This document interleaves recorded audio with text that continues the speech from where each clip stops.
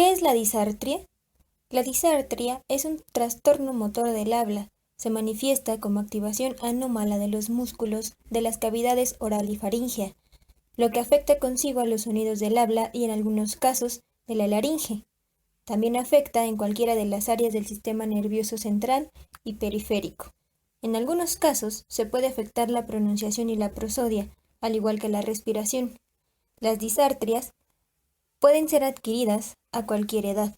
Este trastorno está caracterizado por anormalidades en la fuerza del habla, debilidad, imprecisión, incoordinación, movimientos involuntarios, alteración del tono de la musculatura implicada en el habla, regularidad, tono o exactitud de los movimientos requeridos para el control de la respiración.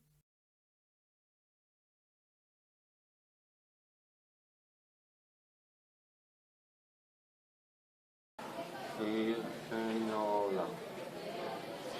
La pancreatitis aguda es una enfermedad de alta prevalencia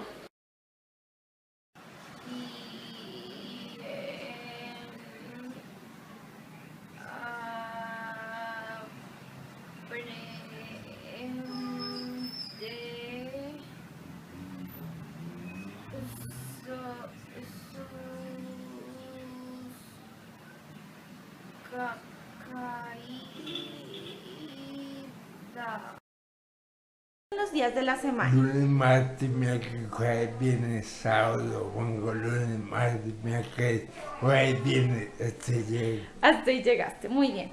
¿Y los meses del año cuáles son? enero, febrero, marzo, abril, mayo, junio, julio, agosto, septiembre, octubre, noviembre. La disartria puede ser el resultado del daño cerebral debido a un proceso traumático craneocervical, una tumoración benigna o maligna del cerebro, cerebelo o tronco encefálico, de una lesión vascular encefálica, de enfermedades infecciosas, metabólicas, tóxicas o degenerativas del sistema nervioso o de alguna anomalía nerviosa congénita.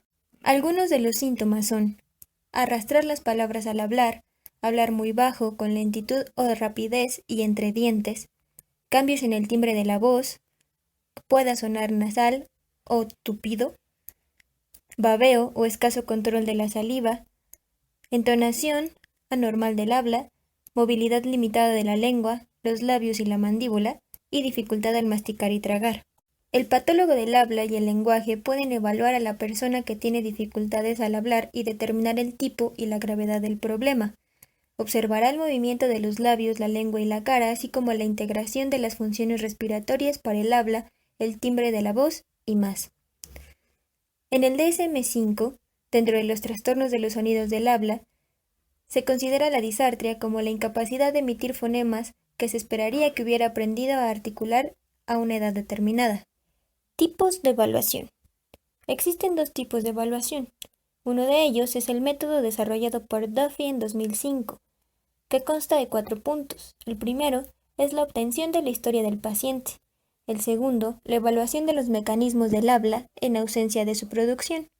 El tercero, la valoración de los parámetros perceptuales del habla. Y finalmente, la valoración de la inteligibilidad, comprensibilidad y eficiencia del habla. El segundo tipo es una evaluación instrumental, que consta de 3 puntos. La acústica, donde pueden mostrar visual y numéricamente varios aspectos de la señal acústica. La segunda, la fisiológica, en donde analizan la fuente que genera las señales acústicas, focalizándose en los movimientos de las estructuras del habla. Y la tercera, la imagenología, en donde existe la visualización de partes del tracto aerodigestivo superior durante el habla. El protocolo de evaluación del habla evalúa 6 procesos motores básicos del habla: la respiración, la fonación, la resonancia, el control motor oral y articulación, la prosodia e inteligibilidad. En el examen clínico se registran 3 factores importantes. El primero es la historia del trastorno, en donde se recaba información sobre la naturaleza del problema, así como la percepción que tiene el paciente de su trastorno. El segundo punto es el examen físico, que comprenden los patrones y la severidad de las deficiencias de la alteración de los mecanismos del habla a través de tareas no habladas.